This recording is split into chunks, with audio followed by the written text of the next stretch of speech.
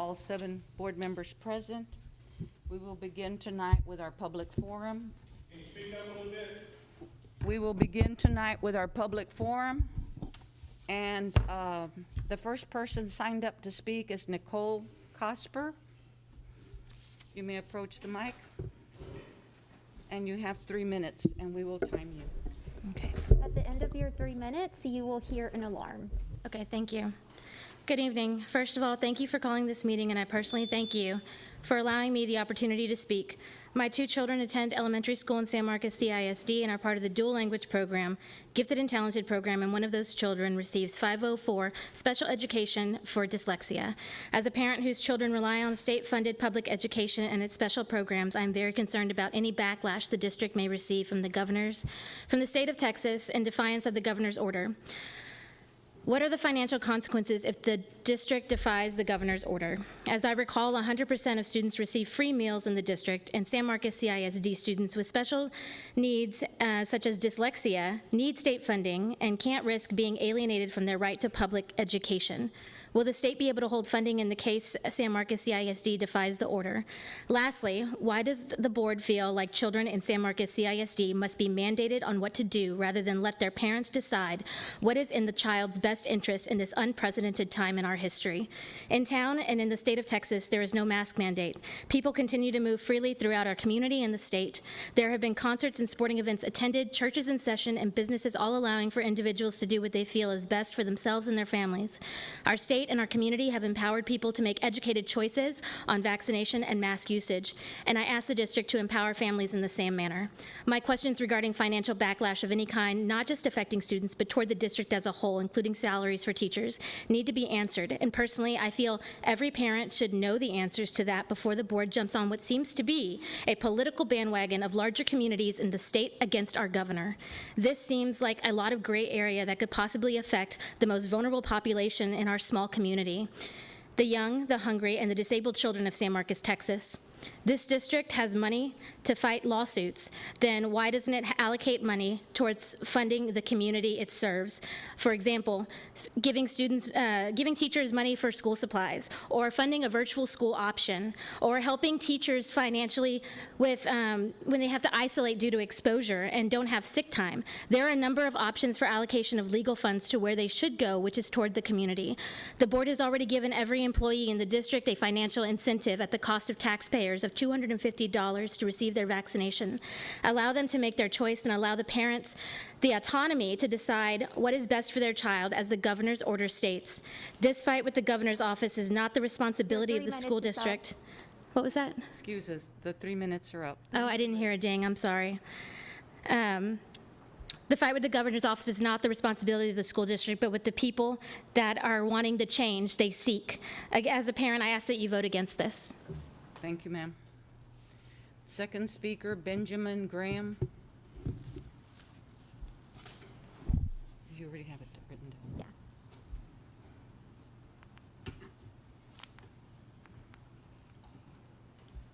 Yeah. Thank you, members of the board, for hearing me speak. I think, like a lot of parents in here, I'm here probably for the same reason. I'm probably going to voice a similar opinion to that. The founding of America has been one of the greatest miracles that has ever happened for democracy, and it works because we have the rule of law. And when we circumvent the rule of law, we create more problems, and we eventually end up in anarchy. It's been proven throughout history countless times.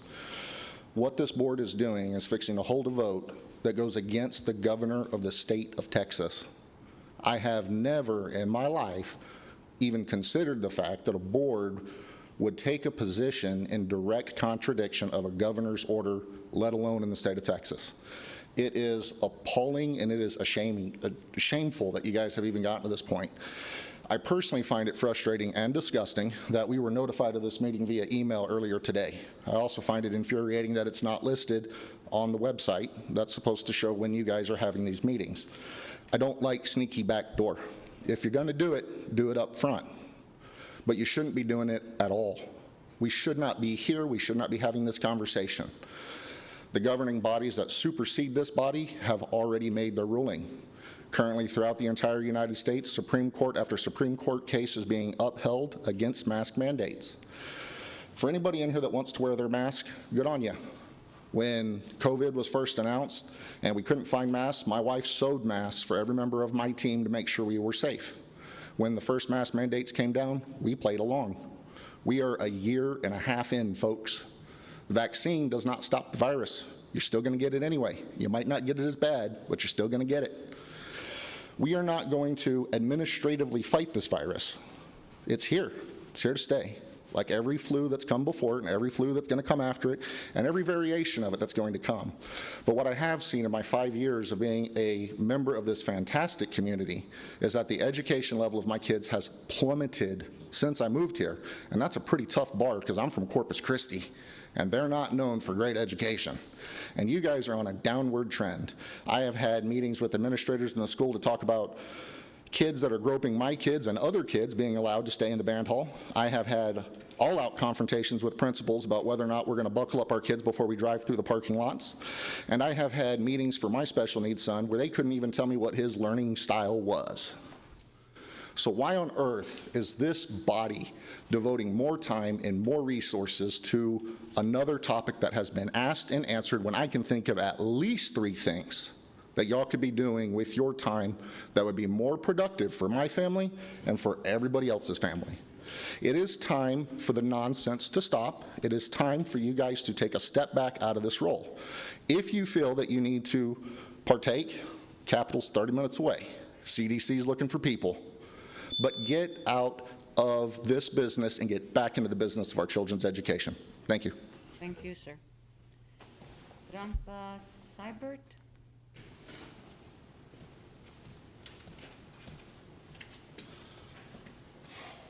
I'll just jump right in by saying y'all look like a bunch of freaking tyrants to me sitting up there, especially you.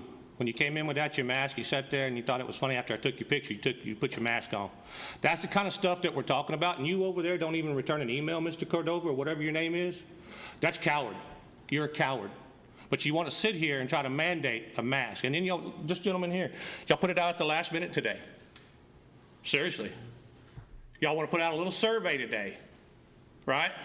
To answer the question if we're going to defy the governor's order. Right. If you're going to defy the governor's order, what keeps me from defying your damn mask order? You see, you got this man back here sitting in the back room, right, to keep peace and stuff like that, right?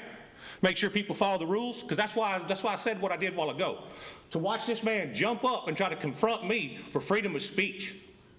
My freedom is not up for negotiation with any of you, nor is my child's, nor is my wife's, nobody's. You need to get that through your damn head right now. I can talk to you however the hell I want.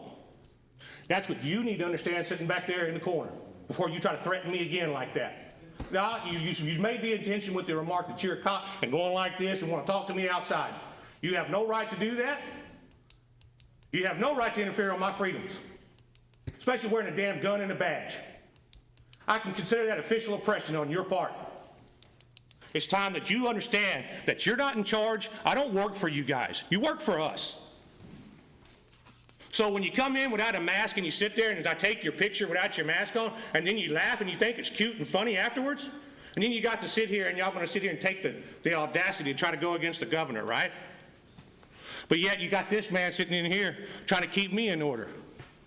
Who's the damn tyrant here? I can see every one of them sitting right there, plus whoever the vacant seat is down there. So, this is how it goes, gentlemen. Either change your bullshit or we take your ass to court. I'll do it myself personally. Sir, I hate to interrupt. Now, you don't interrupt me. This is my time, and I will say what I want to say. This is my freedom of speech. So I will tell you, you're tyrants. You're tyrants. You need to hush your mouth. I don't work for you. I don't work for you. I do not work for you. And I'm against this mask mandate is what I'm trying to tell you. If you can't figure that out from what I'm saying, then lady, you got a damn problem. Sir, I'm against the mask mandate because y'all are sitting here, y'all want to play this game. The mask ain't going to help you. You want to wear it, you wear it. You have fun wearing it. Because me personally, you look like an idiot. But that's your choice. And that's what this is about, freedom of choice. Sir, you're free to say what you want, but you cannot be disrespectful. I will be disrespectful however I want. You do not get to tell me how I get to act. That's my point. I'm not your student. Thank you. You understand? Your time is You're not my parent. I don't care. We heard You're not you. my Thank parent. you. I don't work for you. It's the other way around. Sir. Have a great day. Can you hang up on me now? That's your problem. I've never talked to you, sir. Don't tell me to quit talking. I can talk whenever I want. Actually, sir, I never talked to you. My point, because you didn't answer the email. Nabaya. Coward. Not a phone call. You're a coward.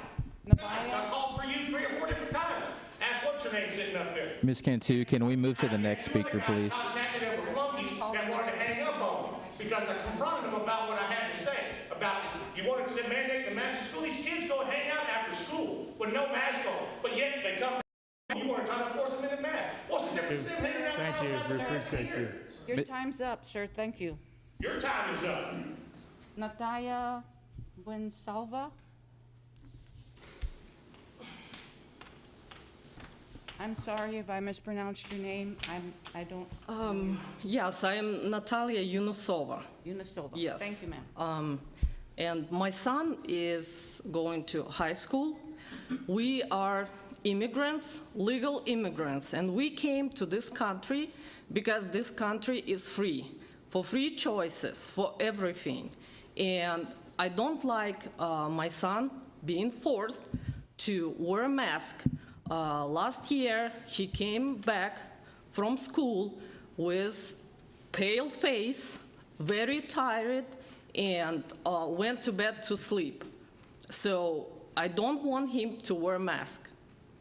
And yeah, unless we have a government order that nobody can force mask. And I think people who scared the virus, they need to take care of themselves. So that's it. Thank you very much, ma'am. Dan Lyon.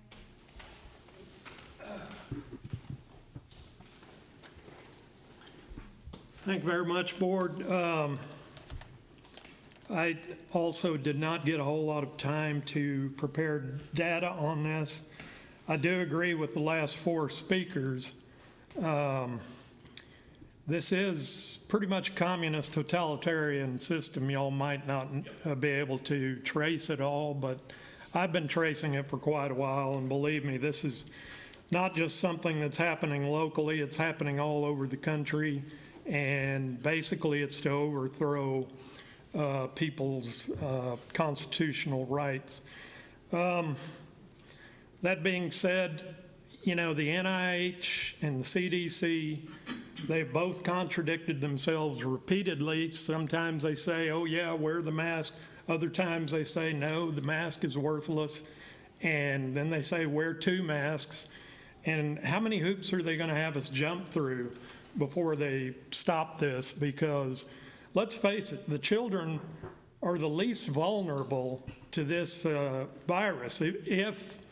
And I know it goes the spectrum. A lot of people say they can't even replicate the virus. It doesn't even exist. It's some sort of really bad type of flu. I don't know if they're telling the truth or not, because I know the NIH, CDC, and all the people we're supposed to be able to depend on are contradicting themselves.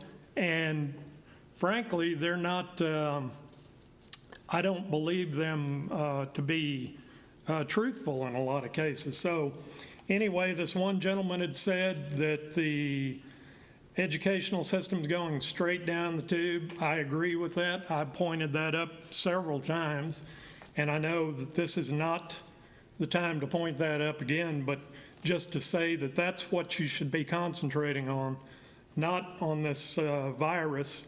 You know, the governor mandated GA 38. Are we going to have a lawsuit with him because the teachers unions want us to do it? I'm sorry, I don't have the money to pay taxes right now, much less for endless lawsuits that y'all could get us into. Plus, you gave $250 incentive several weeks ago to take the shot. Those people are going to be shedding the virus and, you know, testing the immune system of all the children in the classroom. That's just not fair. And plus, if they have problems with the shots and they come back on us and try to sue us for giving out $250 incentives, will we win? I don't know, you know. But anyway, I think everybody that's spoken is pretty much united. So if you want to know the people's opinion, no masks. Thank you very much. Thank you. Thank you, sir. Rodrigo Amaya?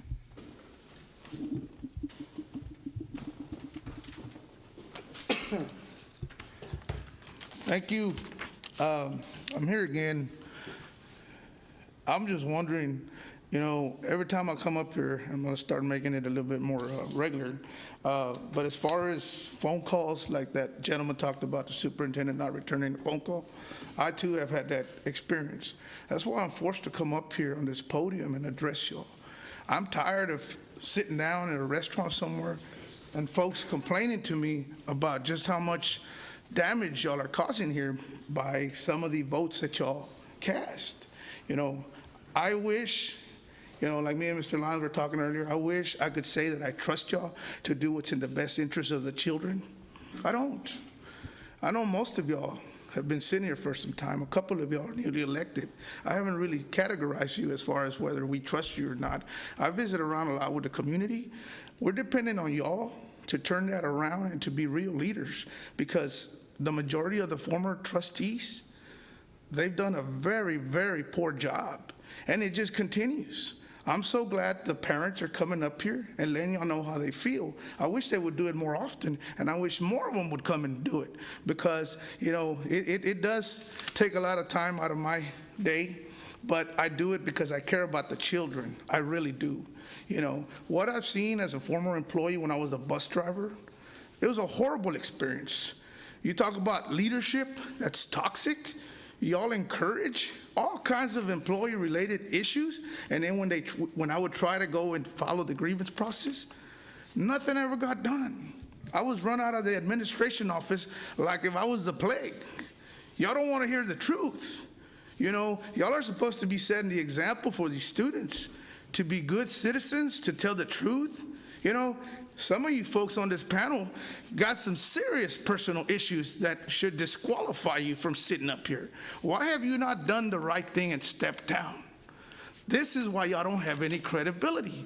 Like if y'all need any more help, you know, there's a lot of damage coming out of y'all. I'm wondering when y'all are gonna stop, you know. I'm glad he's doing it, I really do. Y'all deserve it. I wish more people would come out here and do that. You know, y'all deserve every bit of that y'all get, because, I mean, y'all have earned it.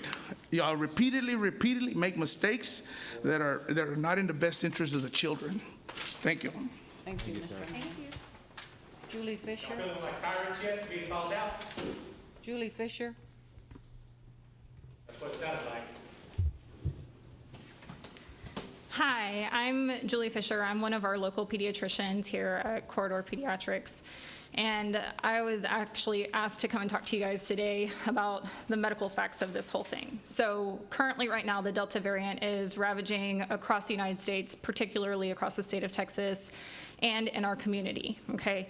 This variant is the most terrifying as a parent and as a pediatrician, which I am both, because this is the first time that we are seeing outbreaks of the disease where children are actually spreading it. Younger children are finally able to spread it to younger children, whereas before, younger children weren't spreading it to their classmates. They were bringing it home from their parents, and they weren't infecting the other children, whereas now we are seeing large-scale outbreaks in daycare centers, summer camps, school camps and stuff like that, where we're actually having to shut down the entire program for at least a week because there are multiple kids that are coming back infected with this, okay?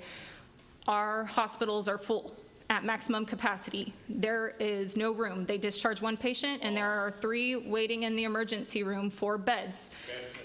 Pediatric hospitals are also completely full right now because we have had horrible RSV this year and they are full of kids, okay? I know physicians that work all over the state and there is no room for patients. They're at maximum capacity. Like I said, they're waiting in the emergency room for hours to days for beds. This is terrifying because what happens when a sick patient needs a hospital bed that there isn't any, okay? There's nowhere to go across the state. It is literally discharge, admit, constantly in the hospitals. And that's terrifying as a physician, because if I have a patient that's sick enough to be hospitalized, I don't know if they're gonna have any space for them, okay? Vaccines, we know they're effective and safe, and it's one of those things that only 12 and above can be vaccinated. So most of the students that you guys are gonna encounter aren't even able to be vaccinated, and that's also up to their parents' decision and everything. But one thing is, we do know that masks have saved lives. It has also decreased the amount of illness that we've seen in the last year and a half wearing them, and we know that they are safe and effective. Yes, they're a little bit uncomfortable at times, and this is from someone who wears them day in and day out, because I have an infant at home. And so I actually always wear 2 masks with my N95 when I'm seeing patients in the clinic to keep my child as safe as possible. But it's one of those things that you get used to them. People have run marathons in their N95 masks and shown that it does not affect your oxygen and your breathing level. And it's something that with time, everybody will eventually get used to, okay? But it's one of those things that it's bad.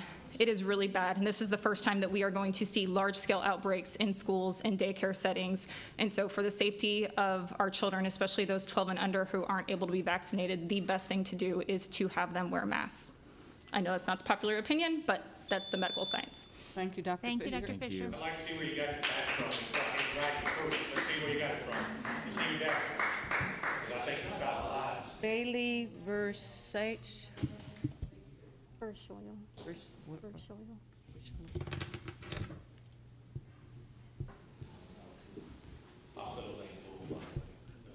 Glenn, I'm going to ask that we recess and we remove the gentleman from the gallery. If he's going to berate members of the community in the gallery, I want him removed. If we have to vote on it, then we can vote on it. You're the chair. I mean,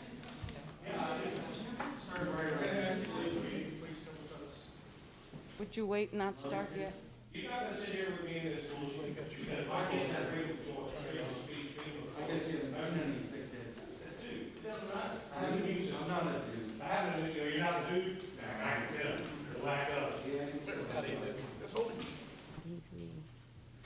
bunch of goddamn dudes. Great day.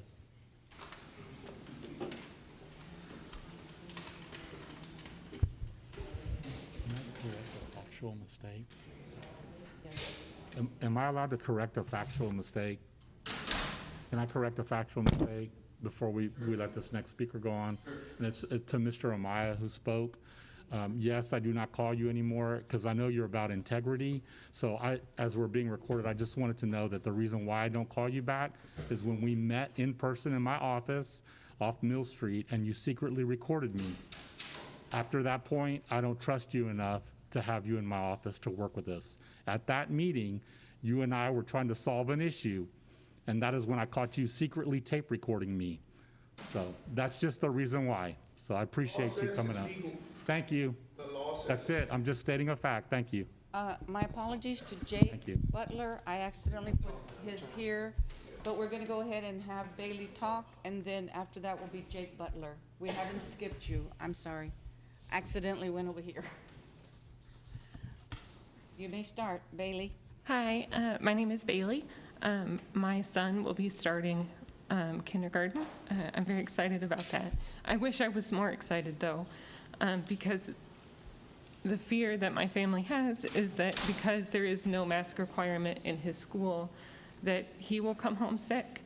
When he was young, we spent 10 days at Dell Children's Hospital because of Group B strep, but it's an easily communicable disease, as is COVID, and I don't want to live through that again, potentially. I understand that the risks for children of COVID-19 is low, but there's still that chance that my son could need hospital care. And as the previous person stated, our hospitals are filling up. I can't imagine a world where we would say, yes, groups of children who cannot be vaccinated, who are under 12 years of age, let's group together and spread this to one another, with the potential that there is not a place for those children to go if they are sick or the hospital care that they need. I know and understand the rule of law, and I support that, but I also know that there are times when it becomes important to stand up and do the right thing. And the right thing is to follow the science and to defy this order. And allow for masks or require masks in classrooms. Thank you so much. Thank you. Thank you. The right thing requires proper channels. Jake Butler.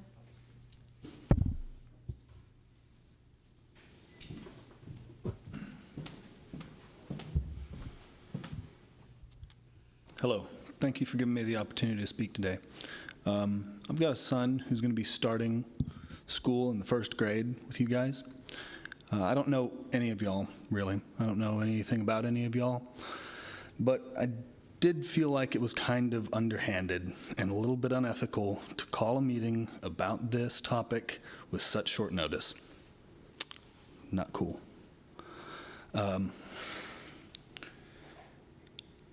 I'm giving San Marcos Independent School District a try for my kids. I'd like for them to go here. My wife wants the kids to be in public education. It's fine. I don't need to put my kids in public education. If it doesn't turn out to where my kids are getting the education they deserve, I'll pull them out.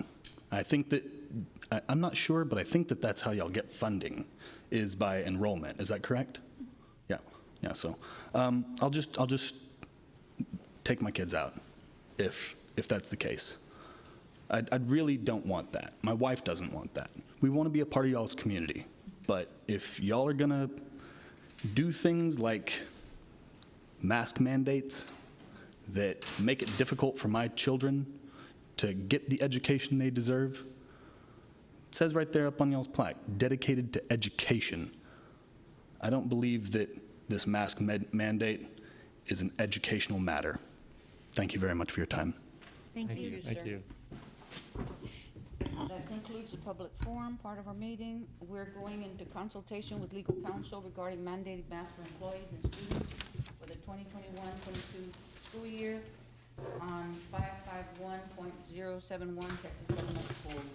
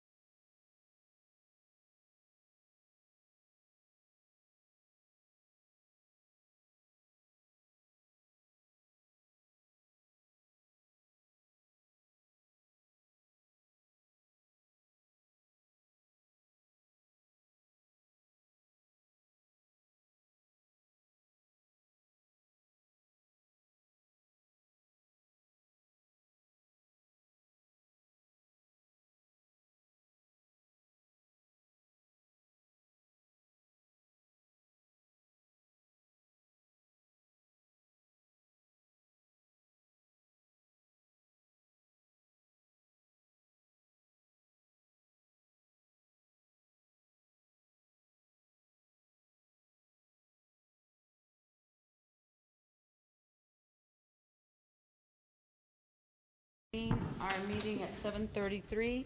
We're going to consider action regarding adopting resolution to mandate masks for employees and students for the 2021-22 school year. Ms. Cantu. Mr. Arredondo? Thank you, Ms. Cantu. I make a motion that the Board of Trustees approve the resolution of the San Marcos Consolidated Independent School District Board of Trustees mandating the use of face masks in district facilities and buses. I second. Mr. Arredondo made the motion adopting the resolution to mandate masks for employees and students for the 2021-22 school year. It's been seconded by Myra Mejia. We're open for questions or discussion. Yes. I have several questions I'd like to bring up. I don't know if people have answers, but one of them is, do we know what percentage of our employees are vaccinated and what percentage are our students? Mr. Wozniak, are you going to help us with that?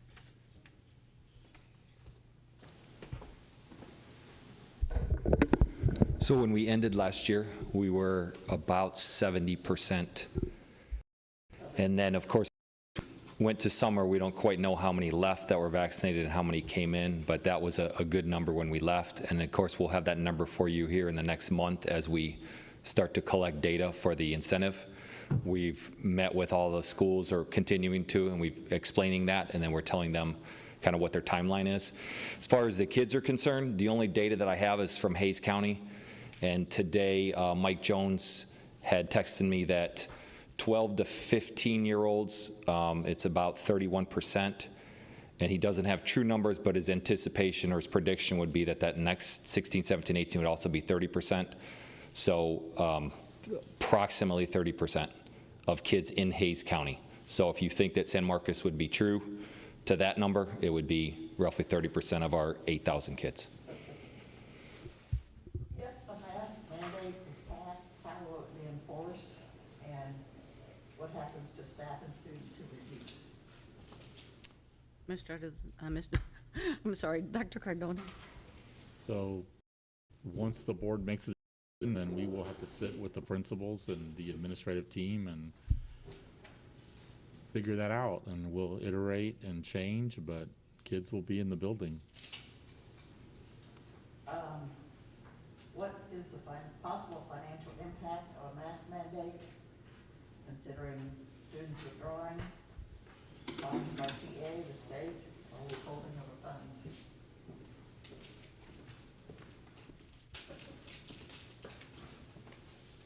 We can't measure the impact of lost students until we know who they are, their characteristics, and the program they're involved in. So at this time, until we know what students may not enroll or attend our school district because of this decision, we can't put a dollar figure on that. What safety precautions are currently being in place for the first day of school? I'm sorry, maybe I'll jump around. It's okay. When I was preparing, I wrote all these out.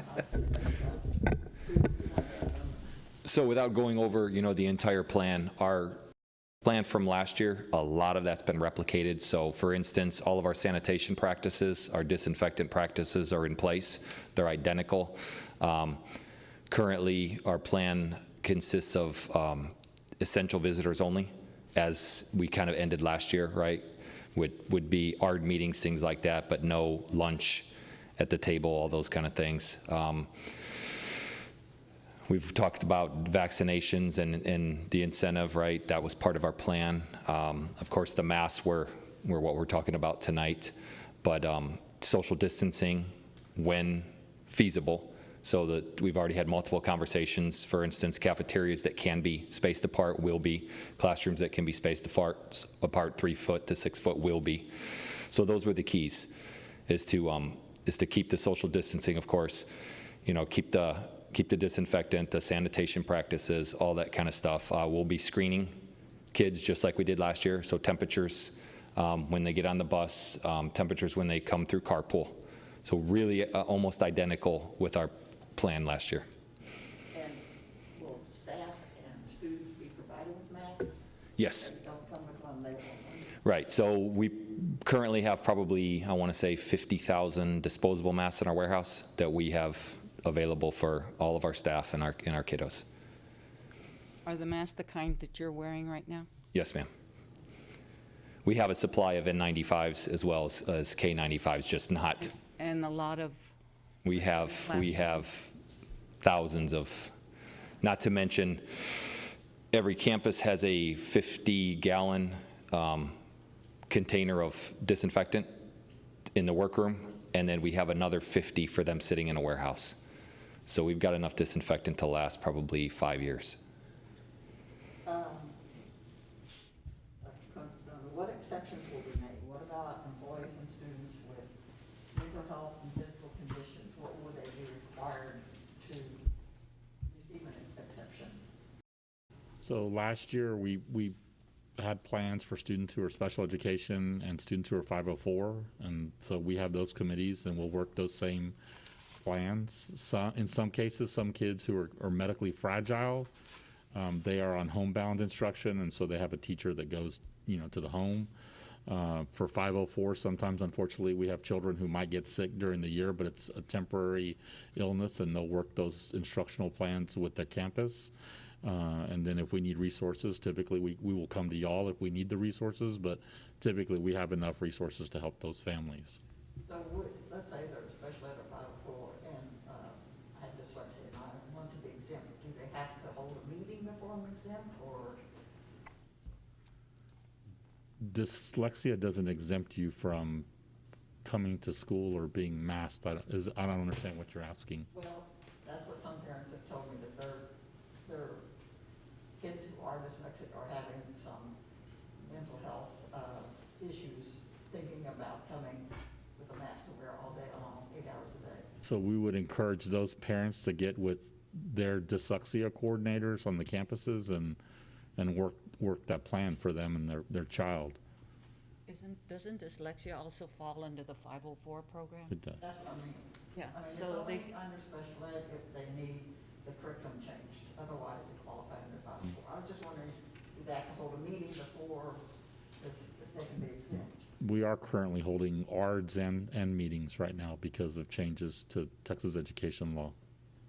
What if I'm not covered any one of those? Am I required to bring a doctor's note, or can my parent write a note? We would encourage families to go seek a medical doctor if they have a medical issue and they need accommodations. A parent note, well, I mean, there are going to be parents that might be a doctor, but we would encourage them to seek other doctors that are not familial. And when would we revisit the mask mandate if it was passed again? I don't speak for the board. That's a question I cannot answer. If the board passes this, the board would have to let us know when to bring it back. So there's no end date, basically? I think what we will need will be reports on the numbers, and so that we can judge whether or not we want to continue it through the semester, the first 6 weeks, depending on what our numbers look like. I know that the district keeps up with anybody that has COVID, and since one of the big concerns right now is the amount of COVID that is prevalent with the younger kids, younger students, then that would be an indicator for us. If the numbers are going down, then I think that we can bring it up to one of the board meetings, say, after 2 months or 3 months. But if the numbers are going up, then that would also be a reason to just keep with the mandate. Well, I would like to see it a set time, like every monthly meeting or every 6 weeks or something, not just wait for information, but so that parents can know where are we standing on this? Are we just open-ended for the rest of the year, or, how is this going to look? Which I know brings a lot of more work and stress for the staff, but I think they want to know too, because Maybe we could have a monthly meeting, a monthly report, just like we do with construction, We have standing reports on certain items that we have responsibility over, and that maybe within are reporting, we could have reports on how the numbers are going. Because your nurses at the schools will be up to date on what's going on, and I am sure that's reported to Doug, to Mr. Wozniak. We still are required by law to report cases, so we will be, and we will be posting that on our website as it has been all year, so we'll continue to do that. So the community will know the numbers, because they'll be posted weekly. Last year you had a dash. I would like a report monthly if this passes, along with possible action, not just, okay, here it is, and So a report in the report section, and then discussion and possible action. And we could do that for next fall, because this is something new that we're going to possibly approve. Then we need to set our standards by which we will check on it. Ms. Cantu? Yes. Then I will go ahead and modify my motion that the board approve the resolution as presented, but that we formally reevaluate the mask mandate in January of 2022. But what is the threshold? What numbers do we need to get down to before you take the mask mandate away again? So my motion, Ms. Cantu, I'm modifying my motion, is that we approve the resolution as presented, mandating masks on district facilities and buses for students and staff, but that we revisit the mask mandate in January of next year. then I will be requesting every month for agenda item as I just requested. Okay. I have a Gives the school question. board the right to violate our children's right to privacy with their medical providers, and why do you believe that you are capable? Ms. Cantu, if there is a second for my amended motion, A second. You accept his amendment? I do. and then I'm ready to call the question and vote. We have, I have we one have more other question. board members that want to I speak. have one more question. It's Dr. along the lines Salmi? of, pardon? Dr. Sami? Yeah, it's along the lines of Ms. Hanson's questions. We had overwhelming support for mask mandates, including a lot of families who indicated that they would not be comfortable sending their kids to school without requiring masks. So I was wondering if you had any information about the financial impact of that on our district, those students who would not be coming to school without masks.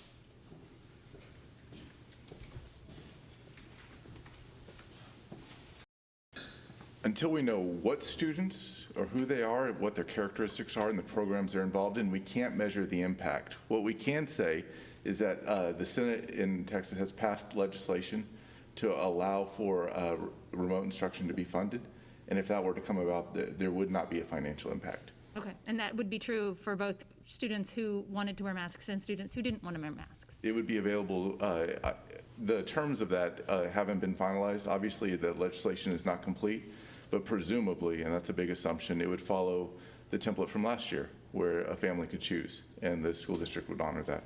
Okay, and so just to make sure I understand completely, we do not know the financial impact of either enacting a mask requirement or not enacting a requirement at this time. We I don't know think the that's financial fair. impact of either. We don't know the future, and so I don't think we can project that either way right now. Thank you. Is there a process in place that will help you have some numbers for our September board meeting? Ms. Cantu, if I could, my question goes direct Ms. Halsey, we can barely hear you. Please speak up. I might have to turn up the volume. that issue. It's her I was internet. hoping that we could, if this passes, can the superintendent direct the Student Health Advisory Committee to, at its first meeting, begin the process of determining what those metrics and guideposts are for us that we could follow throughout the year to determine when we can ease the restrictions? The Student Health Advisory Council is advisory in nature to the board. It doesn't have any policy-making authority to determine like what the metrics are. I think she's asking for them to be requested to make an advisory recommendation to us. Yes. I mean, Am I clear about that, Ann? Is that Yes, correct? yes. Yeah. So she's not trying to divert the decision to them. She's asking for them to make recommendations on this as the Student Health Advisory Committee. Mr. Wozniak, when is the first Student Health Advisory Committee meeting? In September. Wonderful. And they're held monthly? Quarterly? So Awesome. we'll present data to them in September and bring it to the board as part of the safety committee presentation. Do we need to move on? Do we need a motion on that? No, I mean, Okay. Ms. Hanson? I have two statements. My understanding that Texas State does not have a mask mandate. I haven't heard of a single university that's having a mask mandate. I have heard of some of them mandating a vaccine for students to come back. I found out yesterday CISD doesn't have a mask mandate. So I'm in favor of going with the superintendent's recommendation that we, correct me if I'm saying this wrong, highly suggest that everybody that comes to our schools wear a mask. Did I say that correctly? If not, highly correct. recommend. Pardon? Highly recommend, suggest, yes. Thank you. Recommend it.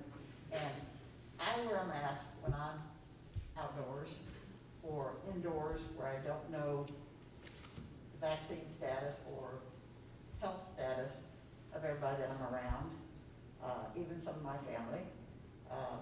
I've had people come down with COVID. I have a nephew who's recovering right now. I do that because I'm immune compromised from having been treated for cancer twice. I have a 21-month grandson who has had 3 heart surgeries in the first 5 months of his life.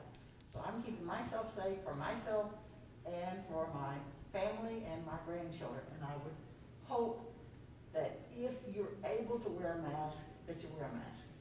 If it causes a problem, I would like to make sure that we don't penalize students or staff in any form or isolate them or anything like that. That's my concern. I have a point of clarification. A member of my family is a student at SMU, a private university in the state of Texas, and they've recently required masks for students. Okay, I hadn't heard that. But that's because they are private. Precisely. So it's not all Texas universities. Absolutely not. Ms. Cantu, Clarify that again, there are universities. I'm ready to called call for the question. But there were still questions that had not been answered, and I wanted to complete that. I'm finished. You're done? Anyone else? Ms. Halsey, are we ready for the vote? Can you hear us? She texted me and Yes. she said that she was ready to. I'm ready to vote. All in favor, please raise your hand. 1, 2, 3, 4, 5, 6. All opposed? 1. Ms. Cantu, I make a motion to adjourn. I second. Do you have anything you wanted to add, Superintendent? Did you want to say anything? No, ma'am, the board voted. Okay, all in favor of adjournment, please raise your hand. 6. Are you in favor, Ms. Hanson? Yes, I voted. 7. Opposed, 0.